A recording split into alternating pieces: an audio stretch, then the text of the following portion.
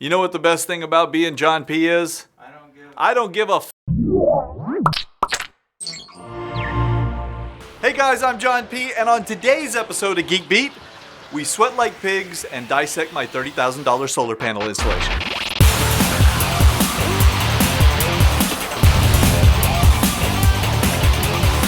Today's episode of Geek Beat is brought to you by Squarespace. Some of you may recall me telling you many months ago that I took the plunge and decided to try and take my home off the grid using solar power. Well, it didn't work. Not entirely. So in this episode, we're going to examine just about every detail I can cram into a reasonably watchable episode.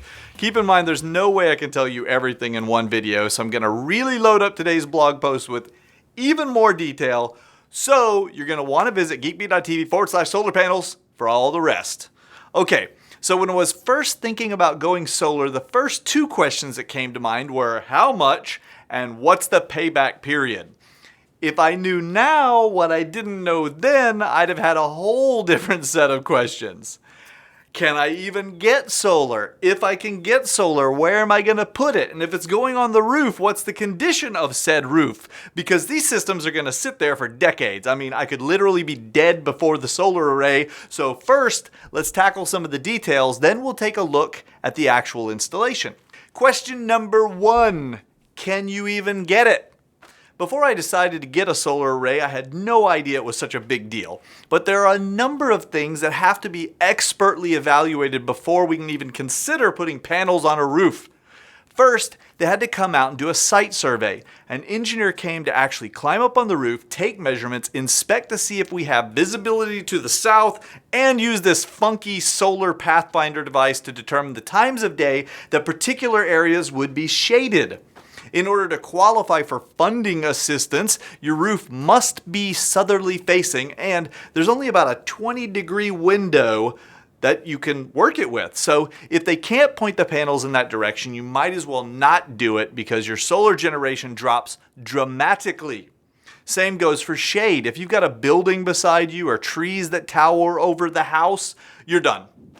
Even if your roof points the right direction and nothing's blocking the sun, you still need to have an engineering survey done to determine if your roof can actually bear the additional weight. Our massive solar array weighs tons, literally. Luckily, it only adds about 5 or 6 pounds per square foot of roof space on the loading, so it should be able to take it in most cases. Question number 2, how much solar do you need? You're pretty much on your own for this decision. In our case, there was an upper limit because we were going for a partial rebate and it maxed out at 10 kilowatts. So to some extent, figuring out what you need is narrowed down by how much room you have and the cost. But you also need to take a look at your previous year's electric bills, find out what your electric rates are, research what the projected generation will be for the size of the system you're thinking about. It's a royal pain in the ass. So I built a monster spreadsheet to calculate mine. I've shared it publicly in case you need a template or just want to take a look so you can see it if you go to the blog post at geekbeat.tv/solar panels. I've also got a link to the site that will estimate solar production for you in your area right there. To give you a rough ballpark though, our house is